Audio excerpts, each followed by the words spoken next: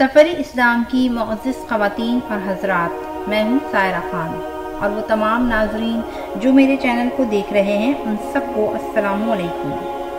ناظرین، آج ہم ایسے جلیل القدر صحابی کا ذکر کریں گے کہ جنہیں کئی اعتبار سے رسول اللہ صلی اللہ علیہ وسلم کا قرب حاصل تھا، اور ان کا شمار ان صحابہ کرام میں ہوتا ہے جنہیں اسلام قبول کرنے میں سبقت حاصل ہے، اور وہ ہیں حضرت عبداللہ بن جہش رضی اللہ تعالیٰ عنہ۔ آپ رسول اللہ صلی اللہ علیہ وسلم کے پھوپھیزاد بھائی تھے۔ آپ وہ پہلے خوش نصیب شخص تھے کہ جن کے ہاتھ میں پہلی مرتبہ اسلام کا پرچم تھمایا گیا، اور انہیں یہ عظمت بھی حاصل ہے کہ سب سے پہلے انہیں امیر المومنین کے لقب سے پکارا گیا۔ حضرت عبداللہ بن جہش رضی اللہ تعالیٰ عنہ نے دین اسلام قبول کرنے میں اس وقت سبقت حاصل کر لی اور مشرف باسلام ہو گئے جب نبی کریم صلی اللہ علیہ وسلم ابھی خفیہ انداز میں اسلام کی دعوت پیش کرنے کے لیے دارالارقم میں تشریف فرما ہوئے تھے۔ جب رسول اللہ صلی اللہ علیہ وسلم نے قریش کی دی ہوئی تکلیفوں کی بنا پر صحابہ کرام کو ہجرت کر کے مدینہ منورہ چلے جانے کی اجازت دی تو حضرت عبداللہ بن جہش رضی اللہ تعالیٰ عنہ مہاجرین کی فہرست میں دوسرے نمبر پر تھے۔ ہجرت کرنا یعنی راہ خدا میں اپنا گھر بار اور وطن چھوڑنا حضرت عبداللہ بن جہش رضی اللہ تعالیٰ عنہ کے لیے کوئی انوکھی بات نہ تھی، لیکن اس دفعہ ہجرت کا پروگرام وسیع پیمانے پر تھا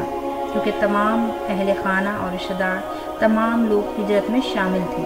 اور ان کا پورا گھرانہ ہی مسلمان ہو چکا تھا۔ ہجرت کیے ہوئے ابھی زیادہ عرصہ بھی نہ گزرا تھا کہ قریش کے سردار ابو جہل اور عتبہ بن ربیعہ نے ان کے عالیشان گھر پر قبضہ جما لیا اور باقاعدہ رہائش بھی اختیار کر لی۔ جب حضرت عبداللہ بن جہش کو اس بات کا علم ہوا تو انہوں نے آپ صلی اللہ علیہ وسلم سے تذکرہ کیا۔ آپ صلی اللہ علیہ وسلم نے ارشاد فرمایا کہ اے عبداللہ، کیا تمہیں یہ بات پسند نہیں کہ اللہ تعالیٰ نے جنت میں آپ کے لیے ایک خوبصورت گھر بنا دیا ہے؟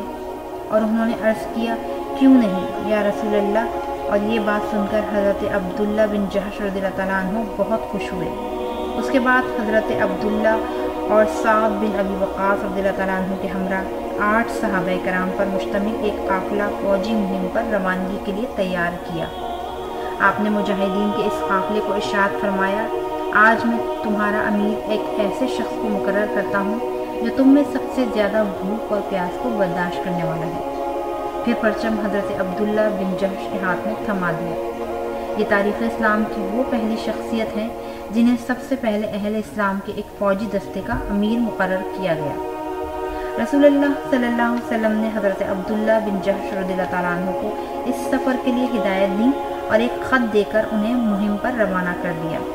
اور ارشاد فرمایا کہ 2 دن کے سفر طے کرنے کے بعد اس خط کو کھولیں۔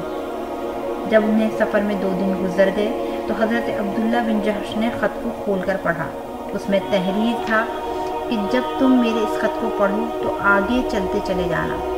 جب طائف اور مکہ کے درمیان ایک نخلستان آئے تو وہاں پڑاؤ ڈال دینا اور یہاں بیٹھ کر قریش پر کڑی نگاہ رکھنا، اور جو بھی صورتحال ہو ہمیں اس سے آگاہ رکھنا۔ آپ نے خط پڑھا اور اپنے ساتھیوں کو بھی وہی حکم دیا اور اپنے ساتھیوں سے فرمایا کہ جو شہادت کی تمنا رکھتا ہے وہ میرے ساتھ چلے، اور سب مجاہد ایک ساتھ آگے بڑھے اور نخلستان تک پہنچ گئے اور ہر طرف راستوں میں پھیل گئے تاکہ قریش کی حرکات کا پتہ چلا سکے۔ گشت کے دوران انہوں نے 4 افراد پر مشتمل تاجروں کا ایک قافلہ دیکھا اور ان کے پاس قریش کا مال و تجارت وافر مقدار میں موجود تھا۔ مجاہد آپس میں مشورہ کرنے لگے کہ اب کیا کریں۔ یہ حرمت کے مہینوں کا آخری دن ہے، اگر ہم انہیں قتل کر دیں تو یہ حرمت کا مہینہ ہے، اس مہینے میں خون کا بہانا درست نہیں، اور پھر اس نے تمام عربوں میں بے چینی پھیل جائے گی۔ اگر ہم انہیں کچھ مہلت دے دی تو یہ شام تک حرم کی حدود میں داخل ہو جائیں گے اور اس طرح وہ ہم سے بچ نکلنے میں کامیاب ہو جائیں گے۔ کافی غور و فکر کرنے کے بعد انہوں نے تجارتی قافلے پر حملہ کر دیا۔ ان میں سے ایک کو قتل کر دیا، 2 کو گرفتار کر لیا اور ایک بھاگ نکلنے میں کامیاب ہو گیا۔ جب حضرت عبداللہ بن جہش رضی اللہ تعالیٰ عنہ اور ان کے ساتھی مدینہ پہنچے اور آپ صلی اللہ علیہ وسلم کی خدمت میں حاضر ہوئے تو آپ نے ان کی اس کارروائی کو ناپسند فرمایا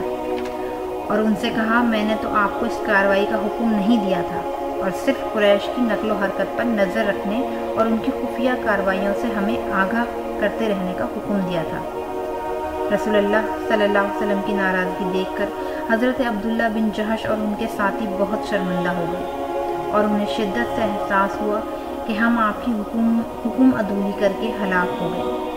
اور مزید تکلیف دہ صورتحال یہ پیدا ہو گئی کہ تمام صحابہ کرام نے بھی ان کا بائیکاٹ کر دیا کہ انہوں نے رسول اللہ کا حکم نہیں مانا تھا،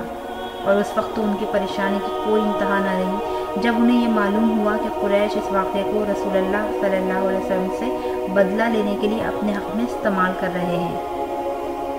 حضرت عبداللہ رضی اللہ تعالیٰ عنہ اور ان کے ساتھی بے پناہ غم میں مبتلا ہو گئے، اور انہیں شدت سے یہی احساس ہوتا رہا کہ ہم یہ اقدام کر کے بہت بڑی مصیبت میں گرفتار ہو گئے ہیں۔ اور پھر ایک دن اچانک سے ایک شخص نے آ کر انہیں مبارکباد دی اور کہا کہ اللہ سبحانہ تعالیٰ نے آپ کو بری کر دیا ہے، اللہ تعالیٰ آپ کے اس کارنامے پر راضی ہو گئے ہیں، اور اس سلسلے میں آپ